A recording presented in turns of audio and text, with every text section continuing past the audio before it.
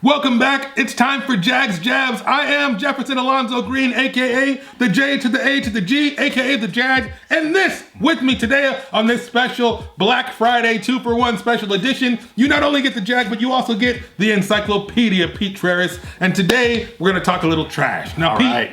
We've been talking, threatening even for a while, to talk about AEW and the Wednesday Night Wars. So today the Jag has a little bit of some jabbing to do at AEW fans. AEW, whatever. You guys can do your own creative thing. That's cool. AEW fans are the ones that I have a problem with, and I'm calling you suckers out because I didn't watch Dynamite. It's okay. I skimmed it. You skimmed it. There's only so much wrestling we can handle, and AEW has not earned my attention the way NXT and some of the other shows have.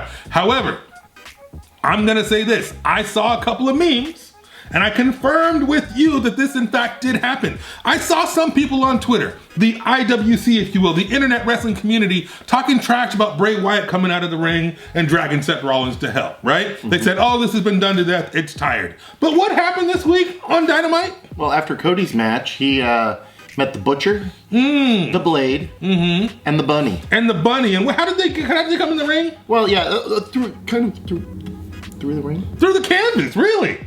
Something we saw a couple of weeks ago, they just regurgitated and did on AEW, and of course, everybody thinks this is fantastic. This is amazing. It's the Butcher and the Blade, which I do love the Butcher and the Blade, but... I don't know much about him. You're going to tell me about him. However, one thing I noticed is that even JR seemed to be lost on who the hell they were, and the guys with them, what is it, Excalibur and whatever, they weren't doing JR any favors explaining who the hell they were. But AEW fans are going, wow, this is fantastic. Meanwhile, when it happened a few weeks ago with The Fiend, it was old and repetitive and tired. AEW fans, you absolutely freaking suck. And I'm so tired of you guys. This is probably the third jab at AEW fans because AEW wrestling can do whatever they want. Scorpio freaking Sky, one of the greatest wrestlers to come out of Southern California, is fan freaking tastic. And he had a match for the championship, even though the story didn't make sense. And especially they highlighted his record of 0-0, and I'm like, guys, you're killing me here. Thank you. It didn't make sense, but you know what? All the fans ate it up. Oh, wow, look, this is fantastic. This is great. This is new.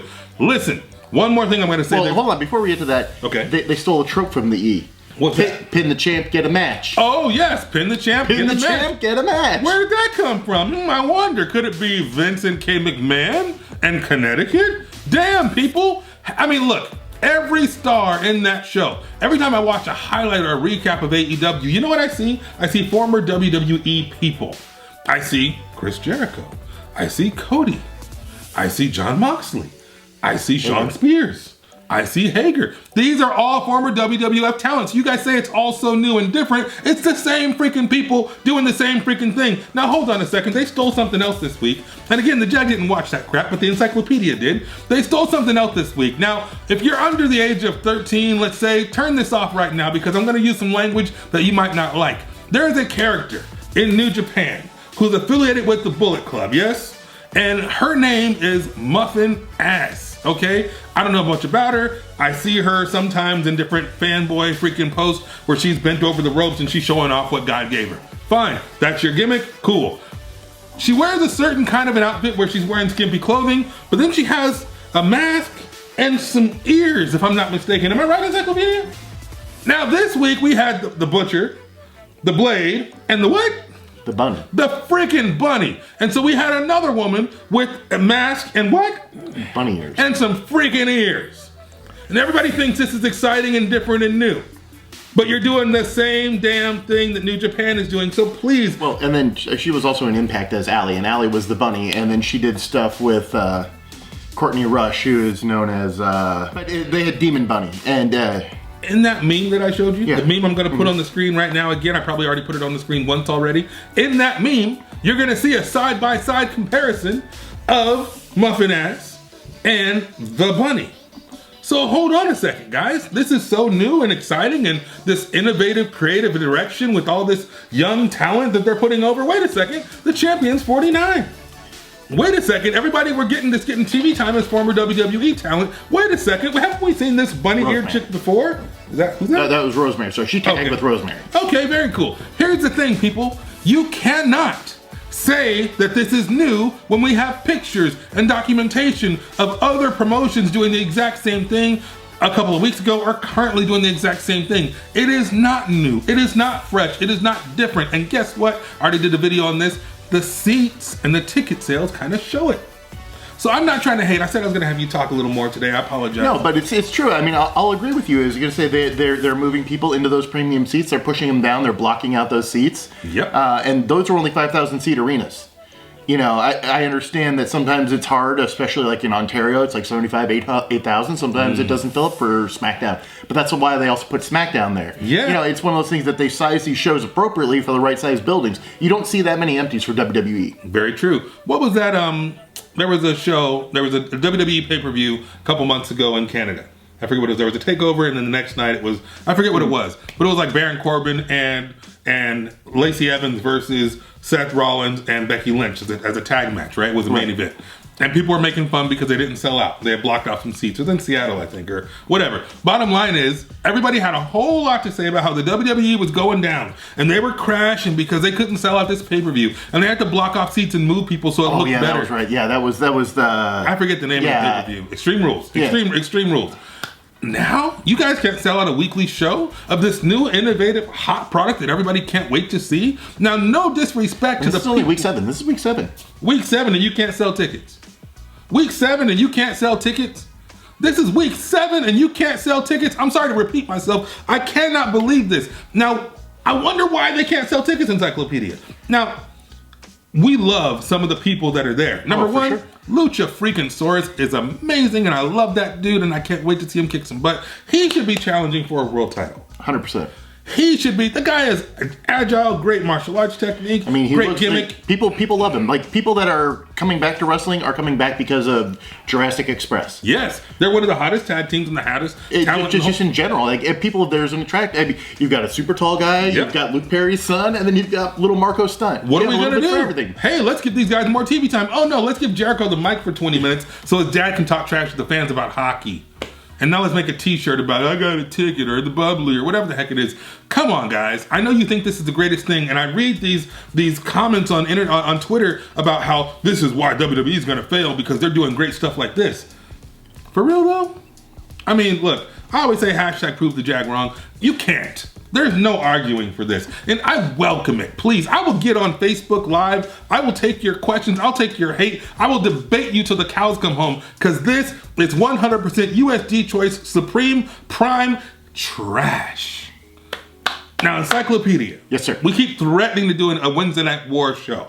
And we haven't done it because really they haven't done anything worth talking about. But is there anything you want to add about AEW versus the E or AEW versus Impact even? Because frankly, I find Impact more entertaining than AEW at this point. It's on Tuesdays. It has that going for it. Yeah, that works. I'm not watching. Well, yeah, as you say, it's NWA Power and Impact on Tuesdays, and then Wednesdays is NXT, and then I try to skim AEW. I mostly look to Twitter to see what people are retweeting. The Wednesday Night War is not much of a war. At this point, it's more of a skirmish, okay? It might be a disagreement in a couple of weeks, all right? Because the fans aren't buying the tickets, you sure as hell aren't buying the pay-per-view, and you aren't winning the ratings war. So no matter how funny 49-year-old Chris Jericho might be, it's not enough to carry this whole damn company, people. As charismatic and as entertaining as Scorpio Sky is as the tag champion with Kazarian and Christopher Daniels, who's, I don't know, is that the Freebird rule? I don't know. I hope so. Bottom line is they're great. They're talented in the ring. They're charismatic. They are prolific and gifted. However, it's just not enough.